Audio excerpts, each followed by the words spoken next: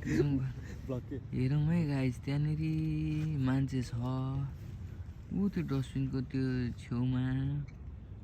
तपाईँले देख्नुहुन्छ कि भन्नु, सायद यो अचम्मको कुरो पनि हुनसक्छ।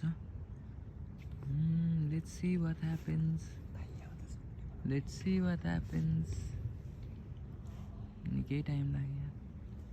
ऊ त्यो बिन पछाडि चाहिँ मान्छे छ, ऊ हल्लियो गाइस, ऊ निस्क्यो। ल त्यो मान्छे के गरिरहेको रहेछ कुन्नी होइन। ल ए फुल टिप्न पो गएको रहेछ, उहाँ फुल टिप्न जानुभएको रहेछ। ठिक छ, फुल टिप्न गएको रहेछ। के गरेर गएको रहेछ? फुल टिप्न गएको, फुल पनि सुँगिरहेको छ फेरि होइन। दाइको इन्टरभ्यू नै लिदिउँला नि।